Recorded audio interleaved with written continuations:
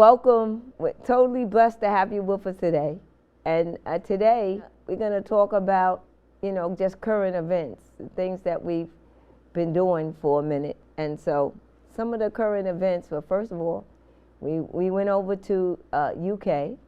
The weather was very cold, rainy, and it was like that pretty much through all Europe. And they say around this time that the weather is just being normal. So it was very cool. So long coat, earmuffs, rain hat, all these things are a requirement. It was just a beautiful history. Well, we know the castle and the king and the queen and that kind of thing, because we're all up to date on that, because we lost the queen last year. Still an experiment, the giant castles and the dungeons and things like that. Seems to me that the architecture is pretty much the same. The things are made of brick, concrete, which is probably the reason why most of these things are still up. I'm sure they do some type of renovation on them though. But these castles and these things like that were just huge. And as you know, the water, it has its own purpose with as far as ships and things like that. Not similar to Staten Island, I guess. Well, you could see a lot of the things that you see over, like say in Boston and Rhode Island and things like that. You see a lot of the stuff, direct cousin of the London. You could pretty much, the culture, a lot of the different foods, though the accents and stuff were like that, were something. And they, subways and things like that, similar. Way more expensive, but at the same time, very clean, not filthy.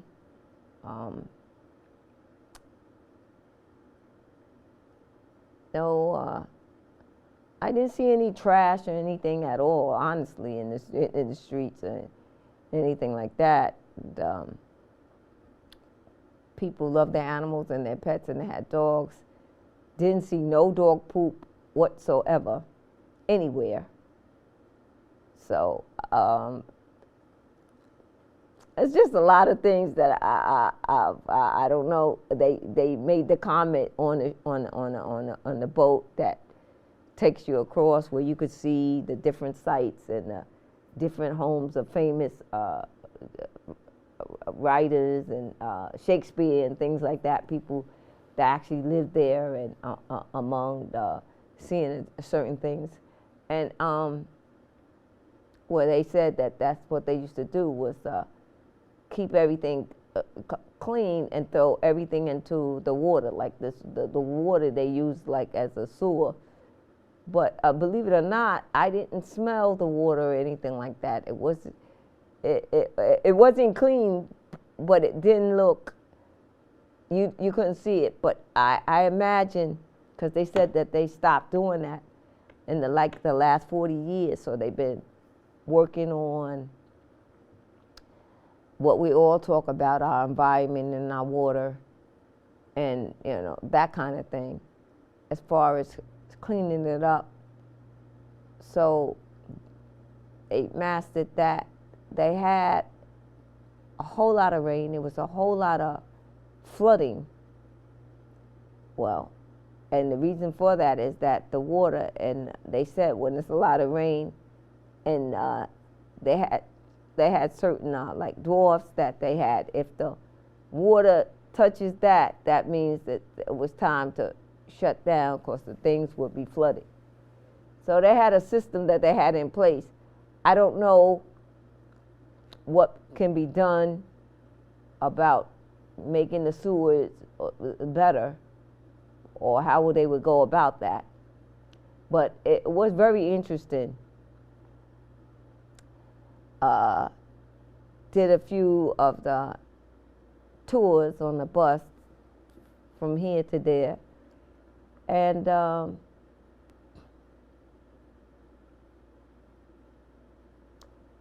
it was lovely. It was, it was lovely, different. You had certain groups and bands that would, play in the street. They had some type of couple of parades and things like that, with people marching, the marching band, and the people walking and following it.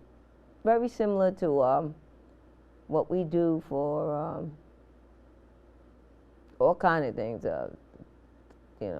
For the Pride, for the Columbus Day, they had a parade. I'm not exactly sure why, what was the reason, but it was really nice. And of course they have theater, and they had,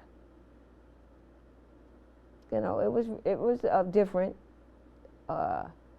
See, for myself, I kind of like the rainy kind of like condition.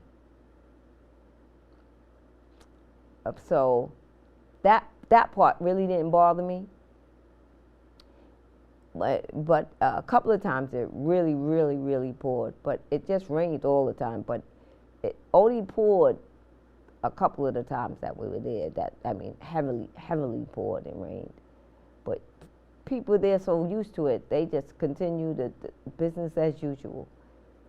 They don't have that kind of stigma like we do. Oh, it's raining, and people only can do that, the people that are either really, really young or people that's retired and things like that. But they don't have anything that stops them from going to the diner or the pub and things like that. So they pretty much enjoy themselves and dance.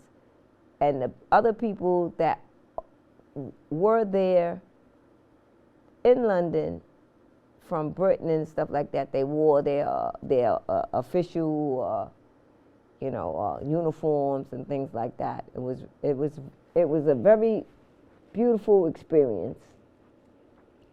It rained so much I wasn't able to gather, but I'm going to be going back that way sometime in July to France and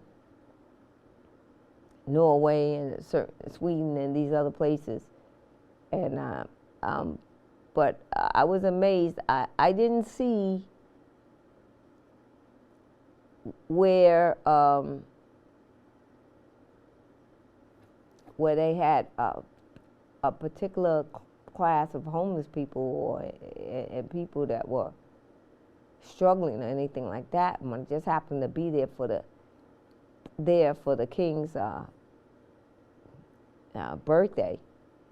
And then he had some special thing to feed the people that, were in this privilege. And I just thought that was nice and that was kind. So, and then they had things that mattered about, our universe and our climate and our water and stuff like that, where they actively have somebody doing something about it with their water and all. However, I could honestly say I didn't drink the water because what he said on my first time there, and that I didn't drink the water. I used the regular bottled waters, but you know when you use bottled waters, you really don't know. You buy them, but everything was extremely expensive, though. I can tell you that. Like, you just had to always trade in for pounds. So I imagine when you go over to Europe, you better have your American Express card or significant in that thing, because everything was expensive. There was a place. The food was decent in the Chinese place.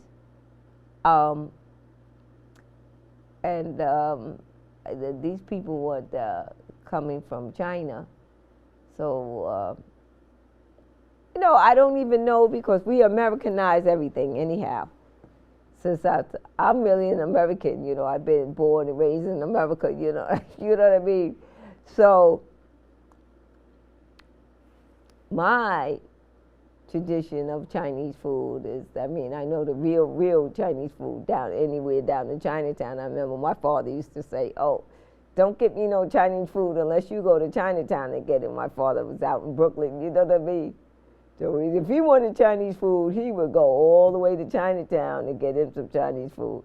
Except for this restaurant that was downtown near Macy's, like a 30-something street, that was official. That was the only place that I could remember ever that was an exception to the rule that he would get the Chinese food, and it wasn't in Chinatown. It's just, you know. But oh yeah, I went since it was Sagittarius season. I want to give the shout out to Francine, to Fran, and I want to give the shout out to James Branch, and I want to give the shout out to Kareem Joy, and a shout out to all my grandniece, Kiara Smith. Give her the shout out. I love you, I love you, I love you. And just a shout out to, all, to Jay-Z. Shout out to all our Sages, to the little Sages, little Kennedy, little Chase. Give everybody the shout out, and that I send all the love for your birthday, and with Christmas coming, for you to have a great Christmases too, full of joy, abundant joy. And now that it's Capricorn season, shout out to all the Capricorns coming up, and of course we always symbolize Capricorn season towards near the end with Martin Luther King Jr. because he's done so much for civil rights and for people to respect people, no matter what color their skin is, that everybody should just love one another, And he emphasizes that by being locked up, by being murdered, and, so we have a day for that. And Kwanzaa, which is actually starts on the 26th, which is on a Tuesday, and runs, I believe, 5 days. But the difference in the meanings of Kwanzaa, and to all our people, wherever we come from, we're all connected as human beings, and that's about the bottom line. So, just getting back to that, there was a beautiful statue of Gandhi in UK, and different statues that represented, humankind and love, and a lot of beautiful things, different dragons and things like that were all over London as a part of their, I want to say their culture. They had dragons and the giant lions, because the roar of a lion is very symbolic to a lot of different cultures, that actually have lions, you know what I mean? That the beast that fears nothing, you know what I mean? And they had not just dragons, but other type of creatures that prehistoric creatures, So it was good. And then the idea of Shakespeare,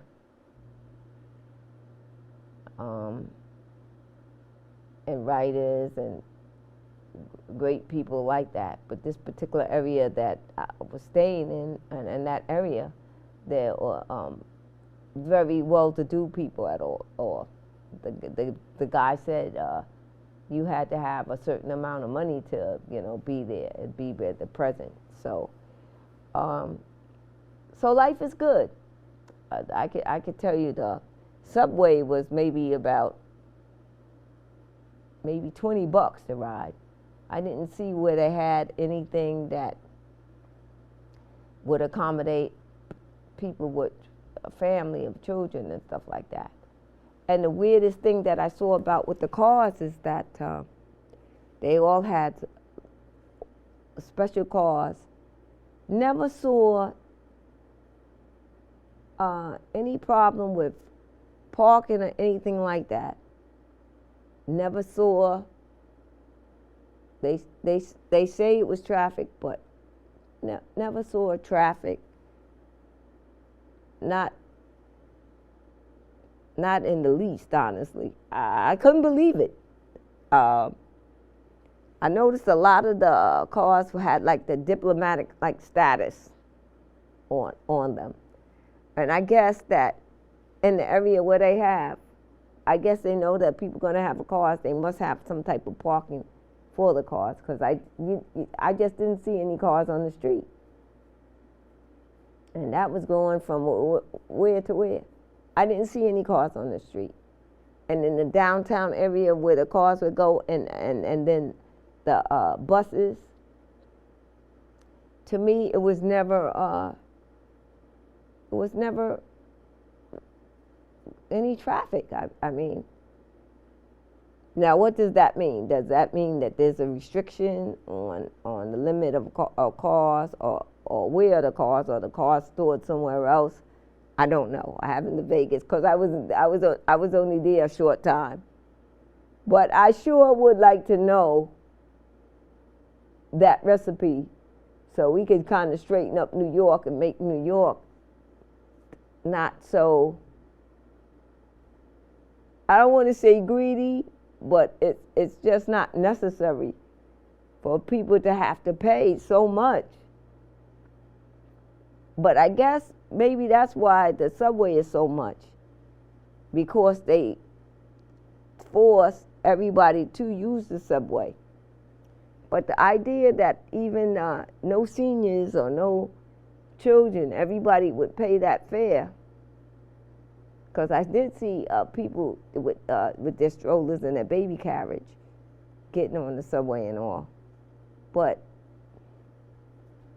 I only saw one fare, and I don't know. And the other thing is that perhaps their economy, that they make so much more than Americans in the United States, So then, therefore, when their fee is for one way, it's about $20, just like equivalent to a $2 toll, and a special pass.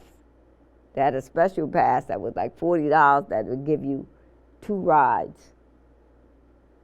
And then I'm saying for myself, well, I'm not so sure how it is for people of color, but I didn't see like any type of discrimination like in the restaurants or anything like that. So I can't suggest that I did. And everybody was very, very, very nice. Hello, good morning. Very, very friendly. Very similar to the South, the type of spirit, and nurturing and warm. So I can't say that. And then the thing about it on the subway, I couldn't compare like the people that were talking to me, because I guess they could tell was a tourist. Oh, but I'm actually from Germany, and then this one here was from Paris, and then this one here was from that. And like I tried to explain to him, for being in New York, we have people from everywhere, all the time. So the different languages and the different outfits and get-ups, that's nothing. Like, that's just normal for New York. It wouldn't faze New York at all. You know what I mean? To hear people conversing in different languages. We're used to that. I mean, that's our culture. It's like we are definitely a melting pot, which shows how we can demand that people must be treated with respect in that kind of sense, in that type of consciousness. But you could say that the the individuals, the black people that I saw, they all had accents just as similar to the people that were Caucasian. So I mean, it didn't make no difference. I noticed that I didn't see any particular area where they were, but I noticed that when they were out on a social scale, social events, that they pretty much stayed together. It wasn't. It wasn't to where I guess, and that may be safer to do that way, because they're with their own friends or their own family members, nothing more, nothing less, no trouble, and go to the supermarket and stuff and get the things that they want, and get back. Pretty much the same for the drugstores and things like that. It took a minute to go into the I believe it was a Kentucky Fried Chicken, but they didn't have no coupons or anything. Like they didn't accommodate you with those type of luxuries that we would just demand. That if we have to spend money everywhere all the time, what are we getting back? Why should we spend the money here when we can go to? But I think we went to Kentucky Fried Chicken, but we could decide to go to any of the other chicken places. They had. I saw McDonald's, and I saw pretty much. The area was very, very, very nice, and like I said, it was very, very clean. Now it was very, very clean. So that right there, the subways were immaculate, the cars. I know we had the subways clean for 2020 when we were going through the COVID, but now the subways are just as nasty and the buses are just as nasty as they were before. Because I mean, at the time, honestly, we could say that New York, they didn't clean those buses and everything like that. They didn't clean the trains, but we got some new trains now, and now we have to just put in our prayers that they can keep the city clean and everything. Of course, whilst we have this problem of people, and I don't want to call it a problem because they are people. And for whatever their reasons are for coming about, and they're desperate, that's why they're coming here. But I'm not so sure that it necessarily has to fall on the cosmopolitan type cities to be the ones that sacrifice and to be the ones that should be taken away from our own city and what needs to be done here for us as a whole. And when I say that, I mean our city, our government. Should we hack the responsibility that now we helped all of these people, which we should, but maybe it should be spread out. I'm not sure what could be done, but now all the cuts are coming to New York City because clearly we have all of these people, but we were already overpopulated anyhow, and we already had an enormous homeless problem, period, without people coming from storms or wars. We were already